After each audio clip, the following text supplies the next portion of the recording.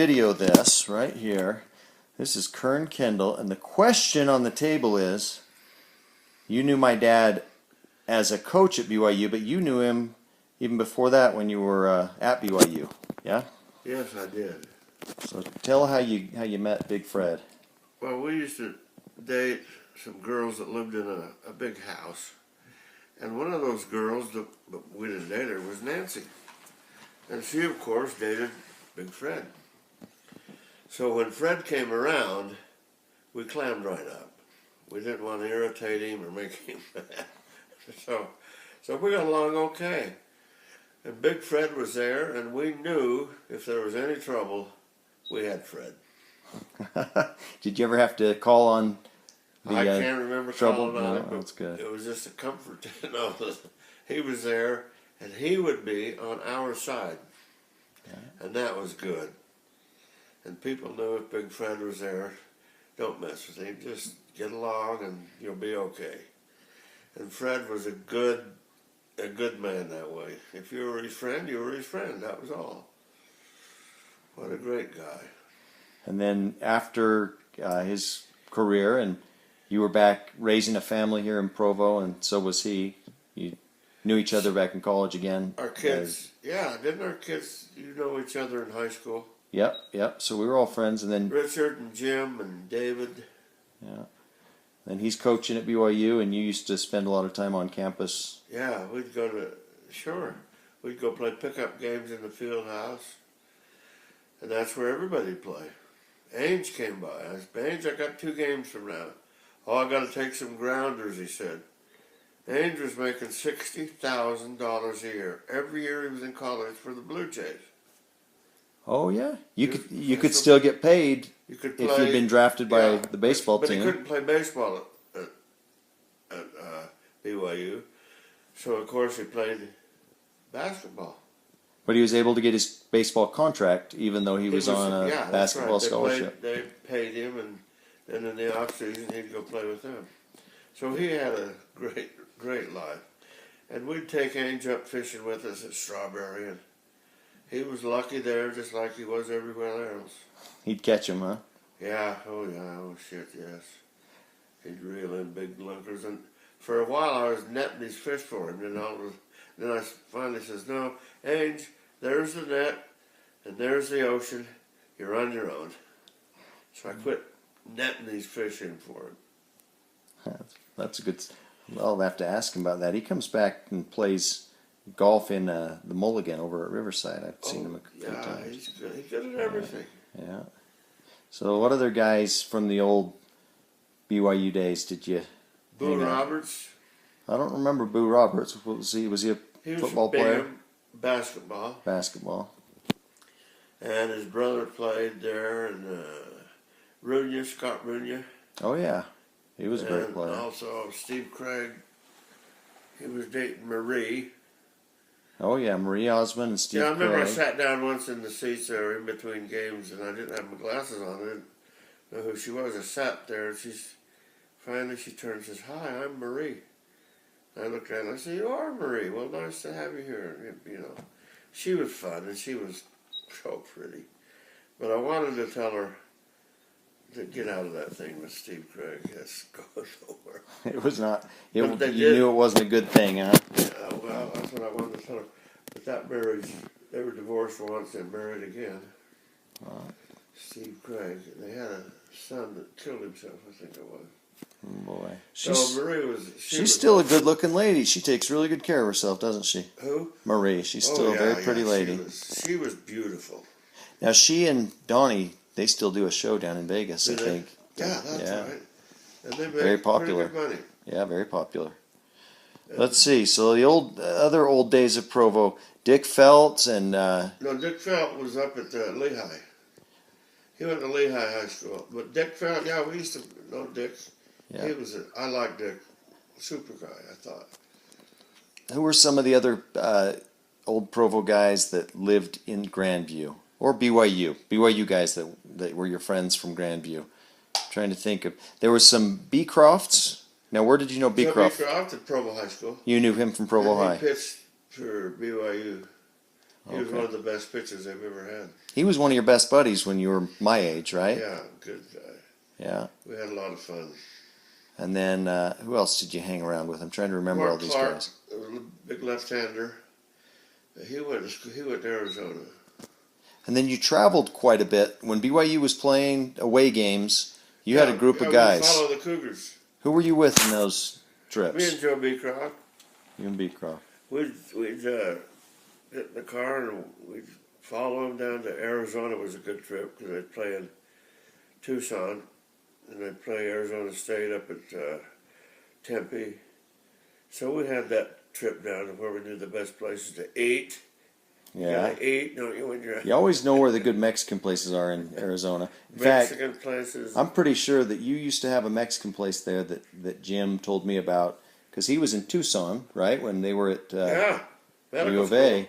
And he would take me, there was a place that would go, and he said, my dad used to love this place when he'd come to Arizona. A Mexican restaurant? Yeah. I can't even remember, was it a Rosas? Rosas, does it? No, I think it was it William Guillermo's? I can't remember. But I do remember going to a place with Jim, and he said that was a place he liked. Yeah, he needed a good meal. And you go to the tournament that they play down in. Did they always play the basketball tournament in Vegas when you were, raising your kids? Yeah, I think so. Yeah, that was a good trip. Did you go to the Holiday Bowl? Holiday Bowl once or twice, yeah, and that was good stuff. Which were you at the Miracle Bowl? Yeah. I always say when we're behind and the guys are getting down, remember the Miracle Bowl, you guys. Yeah, that was quite a comeback. Jeez, was it ever? What they? How many? 25 or something? Yeah, I can't even. I just remember it was freakishly. It was like, yeah, it was just It was all freak plays, and they all had to happen, and they all did. I know everything. If they would have, there was one time where if they'd have made a first down, the Miracle Bowl wouldn't have happened because they'd have run out of time. Yeah, that's right. Tell me who the quarterback It was McMahon. was. Yeah, McMahon, and he threw that ball to Clay Brown. That the last touchdown catch was Clay Brown. And Edward was calling for a punt, and McMahon ripped his chin and came over and says, "Punt? We're not punting. We're not going to punt." Yeah, we're not going to get the ball back if we punt. Okay, okay. I mean, punt. What good was a punt? You can't. Yeah. He would have done nothing. Yeah, So that set the stage for the Miracle Bowl. Why it was named the Miracle Bowl. It was a miracle. Yeah, those were good times. Jeez. It was SMU they played, wasn't it? Yep, that's right. They had two Eric great Dickerson and Craig James. Oh, yeah. Those two guys could play. I think those were the days when SMU, they got in trouble for, not long after that. And I think they had enticed some of those guys to come and play with some illegal recruiting. SMU. Did they? Yeah, I think they got their sentence not too long after that. I think Eric Dickerson was around for the money or whatever was happening. Oh, those guys were good. Oof. Yeah. We had the guys out there that just wanted to win. Yeah. They didn't want to give up. We're not punting. What do you call a punt? Good days. Yeah, I remember you had a lot of freedom when we were kids. You had a lot of freedom to do things because you were a pharmaceutical rep. Is that what you thought? You guys thought? We thought you did because you're a pharmaceutical rep, so you had to do your job, but you kind of set your own schedule. I could get my work done, and then I could go play ball, and I could go on trips. When I could follow the Cougars. Yeah, it's been a good example. Jimmy and I talk once in a while about, that's when guys were guys. They would go, the guys would get together, and they'd go and follow their sports team and do road trips. We knew where to eat, where to stay. We knew the whole thing. You guys had a good time. You had a good thing going. Yeah. And Vicky was always just fine with you guys going and doing get the hell out. Guy stuff. Yeah. No, she didn't. She was good that way. Just great. Yeah, she was really busy during those times with a lot of things going on when you have a lot of kids. How many? Yeah. Oh, I never thought I'd have 7 kids. 7 kids. So on your trips, you didn't think about 7 kids. You just thought this will be fun to go watch the Cougars. Yeah. But you know what? She probably never complained. That those were the days, right? Those Yeah. were the days. The moms, you know. Well, they let us. Hey. Well, some were glad to get us out of town. Yeah. She was a she was a great mother, and she probably didn't even give it another thought. If you're having a good time, she's happy. She was happy, and we'd always make it up to her. If she needed some time out, we'd tend. She could go do her thing. Yeah.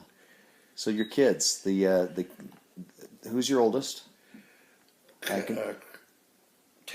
Tammy. I can never keep all the girls straight. I know them all, and when I see them in the grocery store, I say hi, but I never know which one is Tammy's the oldest, and then Okay. Debbie. Tam. And where's Tammy live? Tammy lives in Georgia. That's okay. The oldest is in Georgia. Gotcha. And Debbie lives over in American Fork. And Debbie. Okay. The cavemen. Yeah. Tammy, Debbie, Jim, Richard, Catherine, Kristen, David. 7. Does Catherine or Kristen live up by Julie and my mom up in Provo, up in Oak Hills? Kristen. Kristen. She married a Nuttall. Yeah. Right. Okay. So I think I probably see her more than anyone because when I'm up in that area. Yeah, they're all up there. They got some great pictures. And I worked with, worked a little bit with Jimmy. After he came and worked at my internet company for a little while. I don't know if you knew that. How did that finally go? It was good. It was a good thing. And then, and then David and I did a few things together, car business stuff. But then Richard came to work at one of the companies, and I'll tell you, Richard is one smart guy. He came to work at a software company that I worked for called Callware. Yeah, Callware. Whatever happened to that company? They're still around. They just serve us voicemail for just a small number of customers that still use it. And it never went big. We thought it was going to go big. Everybody wanted to invest in that company, but Richard, he could figure anything out. I remember back in those days, cell phones were just starting to be the thing, right? Quest had cell phones. There weren't so many carriers like there are now, all offering you, $50 unlimited. But Richard used to tell us, he could do the research, and he would tell us which plans were the best, which phones were the best. Yeah, he was good that way.